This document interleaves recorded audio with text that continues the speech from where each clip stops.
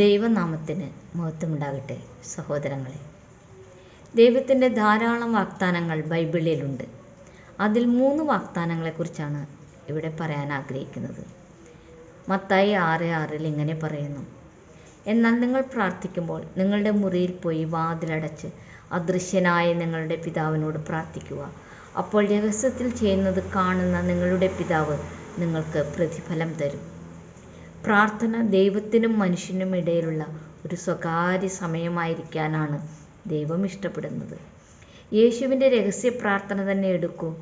അതിരാവിലെ എഴുന്നേറ്റ് ഏകാന്ത സ്ഥലത്ത് പോയി പ്രാർത്ഥിച്ചതായി മാർക്കോസ് 1:35 പറയുന്നു.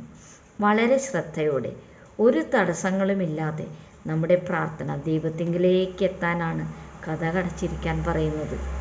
ദൈവവുമായുള്ള വ്യക്തിപരമായ ബന്ധത്തിൻ്റെ സമയം, നമ്മുടെ ഹൃദയവും മനസ്സുമെല്ലാം ഏകാന്തതയിൽ ദൈവത്തിങ്കിലേക്ക് എത്തിക്കേണ്ട സമയം. അതിൽ നാം വിജയിച്ചാൽ രഹസ്യത്തിലുള്ള നമ്മുടെ പ്രാർത്ഥനയ്ക്ക് പ്രതിഫലം തരുമെന്നാണ് വാഗ്ദാനം ചെയ്തിരിക്കുന്നത്.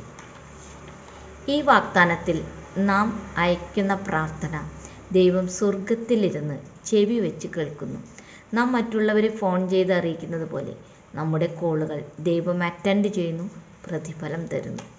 അടുത്ത വാഗ്ദാനം മത്തായി 18:20 2 3 പേർ എൻ്റെ നാമത്തിൽ കൂടി വരുന്നിടത്തൊക്കെയും ഞാൻ അവരുടെ നടുവിലുണ്ട് എന്നും ഞാൻ നിങ്ങളോട് പറയുന്നു. ഇവിടെ ദൈവത്തിൻ്റെ സാന്നിധ്യം നമ്മുടെ നടുവിലേക്ക് ഇറങ്ങി വരുന്നു. എന്തൊരു വാഗ്ദാനം! ദൈവം കൂട്ടായ്മ ഇഷ്ടപ്പെടുന്നു. അങ്ങനെയുള്ള കൂട്ടായ്മയിൽ നമുക്ക് ഒരുമിച്ച് ഒരു മനസ്സോടെ ദൈവത്തോട് വേണ്ടതെല്ലാം ചോദിക്കാം. നമുക്ക് തരുമെന്നതാണ് വാഗ്ദാനം. മത്തായി 18:19 വായിക്കും: നിങ്ങളിൽ 2 പേർ ഭൂമിയിൽ വെച്ച് ഏതെങ്കിലും വിഷയത്തെക്കുറിച്ച് ഏകാഭിപ്രായത്തോടെ അപേക്ഷിച്ചാൽ എൻ്റെ സ്വർഗസ്ഥ പിതാവ് അത് നിങ്ങൾക്ക് ഉറപ്പായും നൽകും. ദൈവം സർവ്വവ്യാപിയാണ്. തൻ്റെ ജനത്തിൻ്റെ പ്രാർത്ഥനയുടെയും സ്തുതികളുടെയും നടുവിൽ യേശുവുമുണ്ടെന്നറിയുന്നത് എത്ര ആശ്വാസകരമാണ്!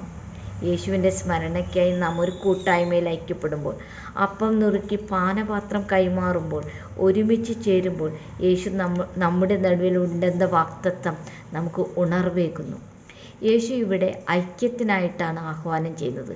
യേശുവിൻ്റെ നാമത്തിൽ ഒരു ചെറിയ ഒത്തുചേരലിലും ദൈവസാന്നിധ്യമുണ്ടെന്ന് പറയുന്നു. 3ാമത്തെ വാഗ്ദാനം യോഹന്നാൻ 14:23 കാണുന്നു. യേശു അവനോട് ഉത്തരം പറഞ്ഞത്: എന്നെ സ്നേഹിക്കുന്നവൻ എൻ്റെ വചനം അനുസരിക്കും. എൻ്റെ പിതാവ് അവനെ സ്നേഹിക്കും. ഞങ്ങൾ അവൻ്റെ അടുക്കൽ നിന്ന് അവനോടുകൂടെ വസിക്കും. ഇവിടെ ഒരു പടി കൂടെ കടന്നു. ഇംഗ്ലീഷിൽ പറയുന്നത് we make our home with them എന്നാണ്. അതായത് ക്രിസ്തുവിനെ സ്നേഹിച്ച് ക്രിസ്തുവിൻ്റെ കൽപ്പനകൾ അനുസരിക്കുന്നവനെ പിതാവ് സ്നേഹിക്കുകയും അവർ ഒരുമിച്ച് ഒരു വീടായി അവരോടൊപ്പം ഉണ്ടായിരിക്കുകയും ചെയ്യുമെന്നാണ്. ഹോമും ഹൗസും തമ്മിൽ വ്യത്യാസമുണ്ടല്ലോ. ജീവനുള്ളവർ ചേർന്ന് വസിക്കുന്നതിന് ഹോം എന്നും കല്ലിനാലും മരത്തിനാലും നിർമ്മിക്കപ്പെട്ട ഇടത്തെ ഹൗസും എന്നാണല്ലോ പറയുന്നത്. ഇവിടെ ഹോം എന്ന് പറഞ്ഞിരിക്കുന്നു. അതായത് നാമും പിതാവും പുത്രനും പരിശുദ്ധാത്മാവും ഒരുമിച്ച് ഒരു വീടായിത്തീരുന്നു. ഇതും ഒരു വാഗ്ദത്തമാണ്. ഈ പദവി എല്ലാവർക്കുമില്ല. ദൈവത്തെ ആത്മാർത്ഥമായി സ്നേഹിക്കുന്നവർ, കൽപ്പനകൾ പാലിച്ച് ആ സ്നേഹത്തെ പ്രകടിപ്പിക്കുന്നവർ അവർക്കായി മാത്രം പരിമിതപ്പെടുത്തിയിരിക്കുന്നു. ഒരു രാജാവ് ഒരു കുടിലിൽ വന്ന് താമസിക്കുന്നത് പോലെ രാജാധിരാജാവ് കർത്താധികർത്താവ് നമ്മുടെ അടുത്തെത്തും. പഴയ നിയമത്തിൽ സമാഗമന കൂടാരത്തിലും ആലയത്തിലും വസിച്ചതുപോലെ ഇക്കാലത്ത് നമ്മോടൊപ്പം ദൈവം വസിക്കും. വീട്, ഹോം എന്ന് പറഞ്ഞാൽ പ്രിയപ്പെട്ടവരോടൊപ്പം നാം താമസിക്കുന്ന ഇടമല്ലേ? പിതാവ്, പുത്രൻ, പരിശുദ്ധാത്മാവ് ഈ 3 പേർ ഈ വാസസ്ഥലത്തുണ്ടായിരിക്കും. വെളിപാട് 21:3 വായിച്ചാൽ ദൈവം എപ്പോഴും സ്വന്തം ജനത്തോടൊപ്പം ഇരിക്കാൻ ആഗ്രഹിക്കുന്നുവെന്ന് കാണാം.